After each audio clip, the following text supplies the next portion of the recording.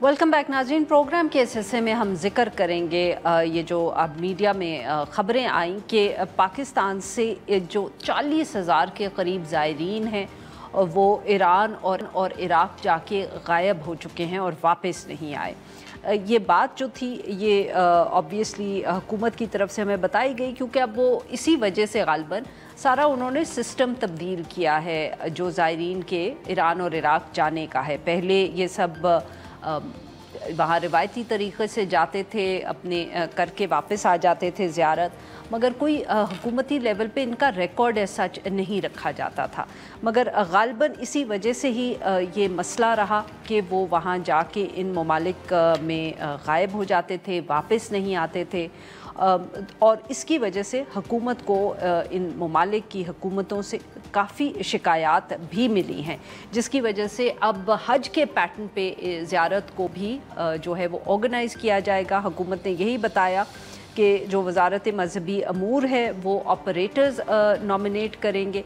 उनके पास बकौल उनकी जो अपनी स्टेटमेंट है 1400 के करीब दरखास्तें मौसूल हो चुकी हैं, उसमें से उन्होंने तकरीबन 550 के करीब जो है वो क्लियर कर दी हैं, शॉर्ट लिस्ट करेंगे, और उसके बाद 50 के करीब जो ऑपरेटर्स हैं वो तमाम मराहिल जो हैं इस वक्त मुकम्मल कर चुके हैं। उसके बाद ये जो ऑपरेटर्स होंगे ये ज़ियारत का जो ट्रिप है उसको ऑर्गेनाइज़ करेंगे। उनकी ज़िम्मेदारी होगी कि वो पाकिस्तानियों को वहाँ लेकर जाएं और वहीं से वापस लेके आएँ। इट्स इम्पॉर्टेंट टू से हियर कि ऑब्वियसली ये जो ह्यूमन स्मगलिंग का या ह्यूमन ट्रैफिकिंग का इशू है, इस पे पाकिस्तान की हुकूमत जो है पिछले दिनों में बहुत हमें मुतहर्रिक नज़र आई है सारे मामले पे।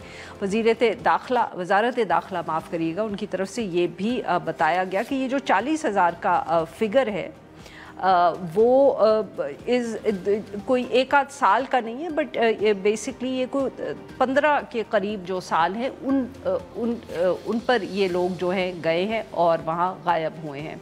इन सारे मामलात पे बात करने के लिए हमारे साथ मौजूद मोहम्मद साहब, नुमाइंदा है Dawn news Islamabad. Welcome to the show sir. जी अब्दुल्ला साहब बताइए, तो ये क्या मामला रहा? एकदम ऑब्वियसली 40,000 का फिगर बहुत ज़्यादा होता है, मगर जब पता चलता है कि ये 15 साल के ऊपर लोग गए हैं और गायब हुए हैं, then it doesn't seem that important big. But इस वक्त क्यों हुकूमत के ऊपर क्या कोई ख़ास दबाव आया है कि वो इसको रीऑर्गेनाइज कर रहे हैं सब चीज़ों को? अरफा बहुत शुक्रिया। मैं तकरीबन 2 साल से इमिग्रेशन की स्टोरीज़ कर रहा हूँ और मैंने ये ऑफिशियल डॉक्यूमेंटेशन जो है वो सारी देखी है। जिस तरह सरदार यूसुफ साहब ने क्लेम किया कि उनके पास पूरे अदाद शुमार नहीं है, तो मैंने बहुत ज़्यादा डॉक्यूमेंटेशन तक एक्सेस किया। हमने तो कभी इसके ऊपर रखा ही नहीं गालिबन हुकूमत ने। आज से 4 महीने पहले जब वजारती खारजा कायमा कमेटी का इजलास था वजारत खारजा का, तो उसमें मौलाना जो नासिर अब्बास साहब है उनकी जानिब से एक नुक्ता उठाया गया और उन्होंने कहा कि $300 पाकिस्तानियों को इराक़ में मिलते हैं और उनके खिलाफ उन पर तशद्दुद होता है, जिस पर वज़ारत खारजा के क्या मतलब उनको $300 मिलते हैं? उसने कहा कि यहाँ इराक़ में उजरत बहुत कम मिलती है जो पाकिस्तानी लोग हैं, जिस पर वज़ारत खारजा का मौक़िफ़ बड़ा ज़बरदस्त था। उन्होंने कहा कि इस वक्त इराक़ में 48,500 लोग मौजूद हैं, जिसमें 42,700 लोग जो है वो गैर कानूनी है, जो ज़ायरीन के तौर पर गए हैं।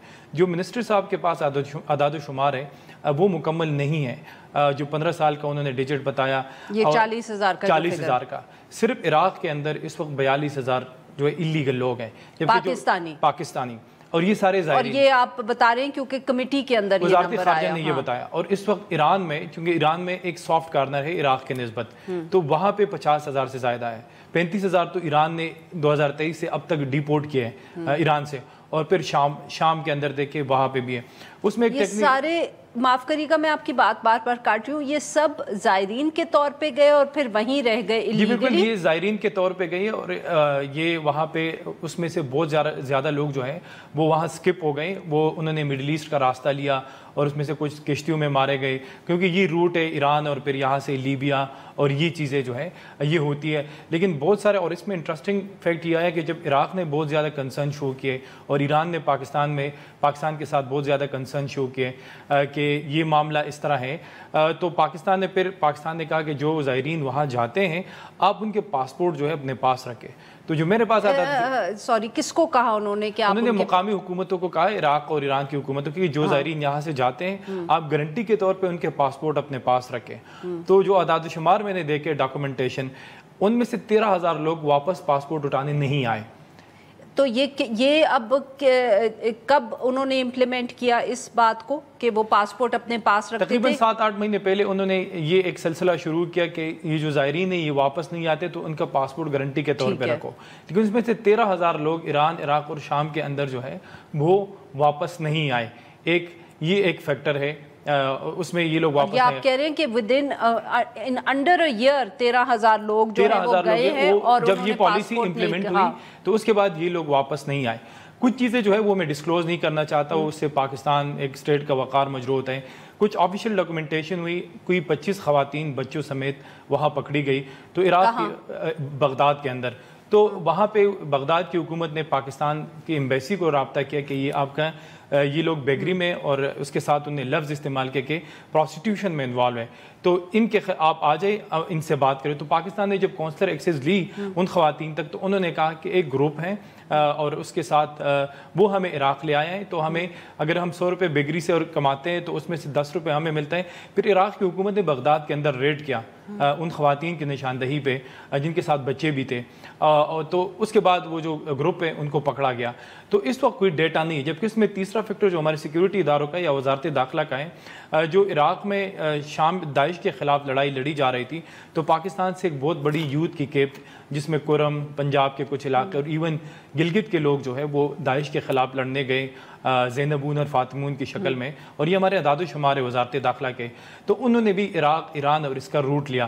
تو جو سب سے بڑی جو پاکستان کو اس وقت کنسرن ہے کہ پاکستان بہت سارے ممالک نے پاکستان کو ویزے دینے بند کر دیے. اس وقت دبئی UAE جو ہے 25 ڈسٹرکٹ کو، پاکستانی ڈسٹرکٹ کو ویزے بالکل بین ہے اور باقی ڈسٹرکٹس کو بھی نہیں دے رہی. جبکہ اس کے ساتھ ساتھ سعودی عرب سے بھی مسائل ہے، چائنا سے مسائل ہے. تو ان تینوں حکومتوں نے، خاص کر ایران اور عراق نے، پاکستان کے ساتھ یہ معاملہ بہت سختی سے اٹھایا، جس کے جواب میں جو ڈیٹا پاسپورٹ ڈائریکٹریٹ نے کلیکٹ کیا تھرو ایمبیسیز آف پاکستان، تو ود لاسٹ 2 منتھ میں پاسپورٹ ڈائریکٹریٹ نے 50,000 لوگوں کے پاسپورٹ بلاک کر دیے. جو یہ صرف ایران اور عراق کے نہیں تھے، اس میں بہت سارے لوگ ایسے تھے. نہیں تو یہ بلاک کیوں کیے انہوں نے سر پاسپورٹس 50,000 لوگوں کے؟ کیونکہ ان لوگوں کو جو ایلیگل عراق، ایران، شام اور سعودی عرب گئے تھے ان کو ڈیپورٹ کر دیا گیا، تو تاکہ وہ دوبارہ نہ جائے، وہ ایلیگلی وہاں رہ رہے تھے. اچھا تو یہ آپ کہہ رہے ہیں کہ 50,000 لوگوں کو ڈیپورٹ کیا گیا اور اس کے بعد ان کے پاسپورٹ 7 سال کے لیے بلاک کر دیے گئے. اور اس کے بعد کچھ ایسے کیسز بھی ہوئے کہ ان لوگوں نے اپروچ کیا کوئی پاسپورٹ یا وزارت داخلہ کو، اور انہیں اپنے نام نکال لیے، اور پھر دوبارہ سے وہ لوگ جو ہے وہ وہاں پہ اٹیمپٹ کرنے گئے اور وہاں دوبارہ پکڑے گئے. تو یہ صورتحال ہے کہ صرف سعودی عرب نے گزشتہ 1 سال میں تقریباً 6,000 پاکستانیوں کو بھیک مانگنے کے جرم میں سعودی عرب سے ڈیپورٹ کیا. تو سعودی عرب کی جانب سے بھی بہت سخت ریمارکس ہے. تو اب یہ منسٹر صاحب نے چونکہ سعودی عرب کا نام نہیں لیا اور شام اتنا نہیں، لیکن ایران، عراق اور سعودی عرب سے بہت زیادہ شکایات آ رہی ہے، جس کے جواب میں جو ہے وہ محسن نقوی صاحب وہاں گئے، انہوں نے ان کے کنسرن سنے اور انہوں نے کہا کہ یہ اس طرح ہے. تو انہوں نے تو بالکل بلیک لسٹ کیا تھا، تو اب ڈیجیٹل سسٹم شروع کر رہے ہیں. بہت بہت شکریہ سر، آپ نے ہمارے لیے وقت. ناظرین آج کے لیے بس اتنا ہی. We'll be back tomorrow at the same time.